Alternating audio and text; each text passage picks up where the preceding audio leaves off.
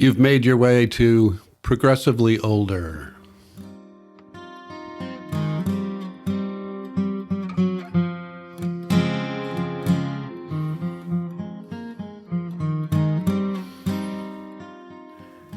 Thanks for tuning in to Progressively Older. My name is Lincoln Eaton. You can call me Link. I'm the host of Progressively Older, the place to go if you're getting older and staying progressive as you go. Today, we're going to talk about something we can all probably relate to if we've got a couple of years on us. Memory and the lack of it.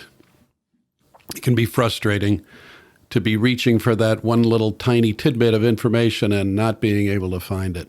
So we're going to be talking about that today. Before we do, please subscribe, like the video. If you're on a podcast, like that too. Leave a review with Apple Podcasts. Let some people know about it. Share it.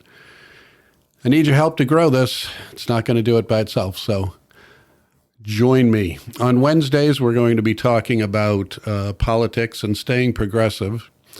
And on Fridays, we're going to be talking about getting older.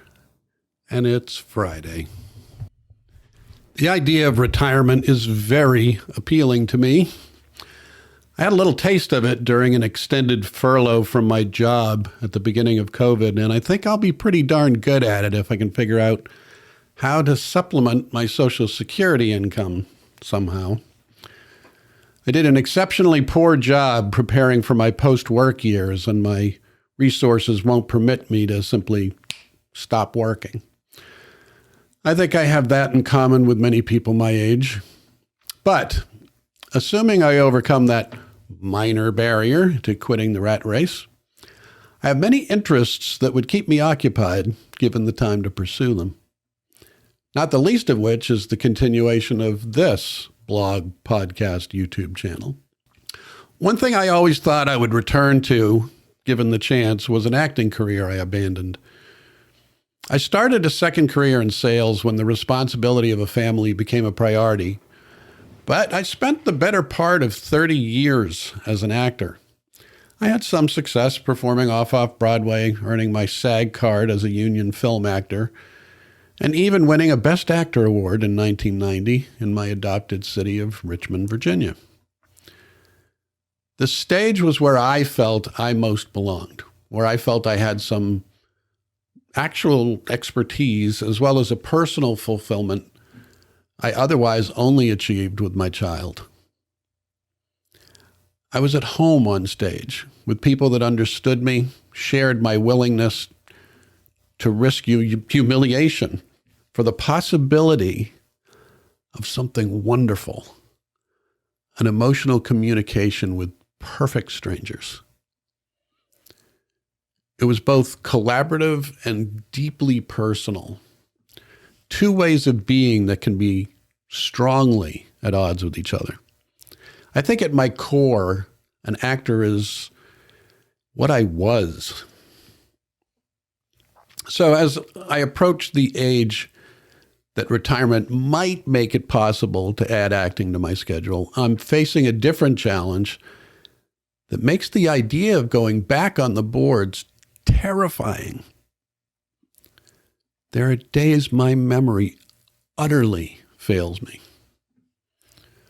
We all see the humorous memes on Facebook about going in the kitchen and forgetting why we're there, or looking for our glasses and, finding them on the top of our heads. They get a chuckle. But when you're living that moment, we all know the real frustration of it and what it represents. It isn't likely to get better. It's a harbinger of things to come, which is used to sell all kinds of miracle cures unrecognized by the FDA. Aging is a one-way street, and on the far end of it, it has some potholes before it comes to a dead end. Just a couple of days ago, I was talking with a friend at work, and as is commonplace with us, we were chatting about movies. I wanted to make a reference to a favorite of mine, The Big Chill.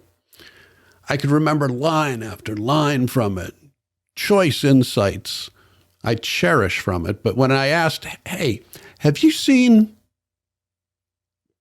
Nothing. The title simply escaped me.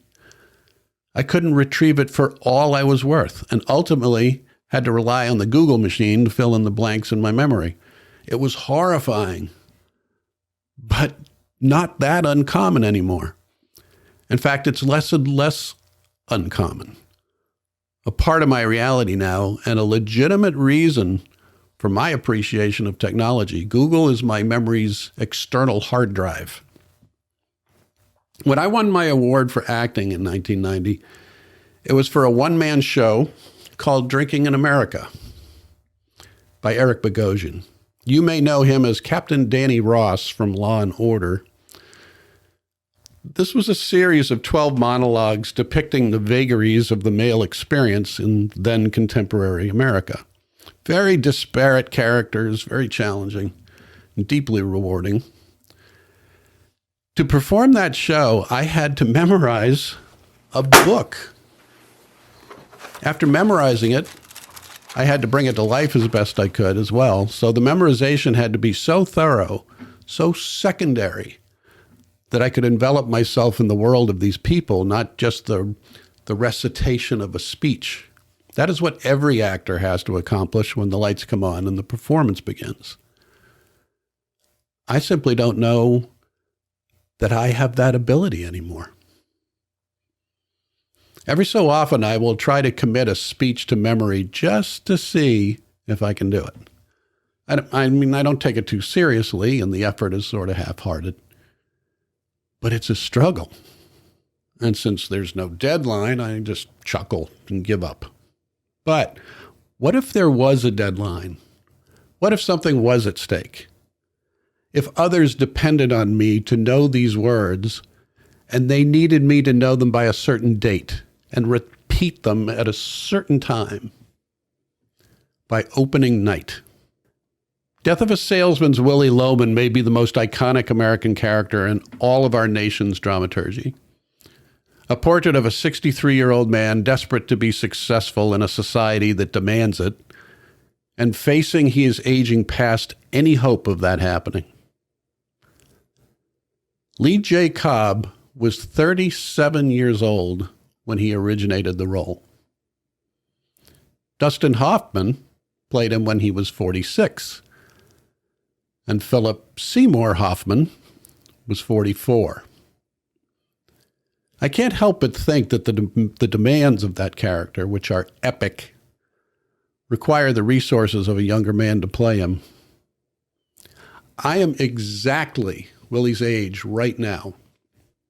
And the task of bringing that man to life and ultimately to death is daunting.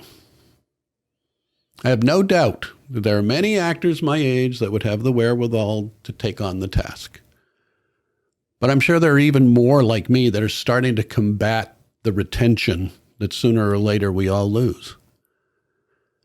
But part of it is the practice of memorization, which I am now 20 years removed from.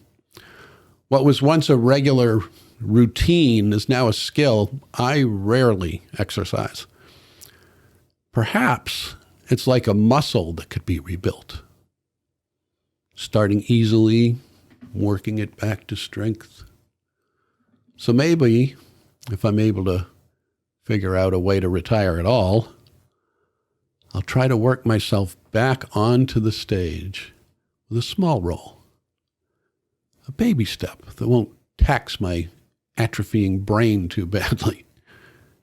Maybe gradually increase my confidence to attempt something a bit more challenging. Is the world ready for a 70-year-old Willie?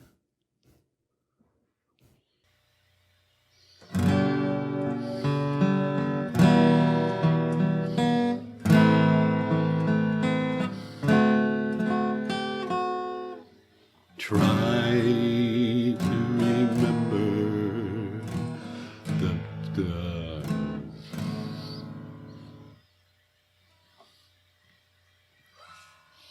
Thank you.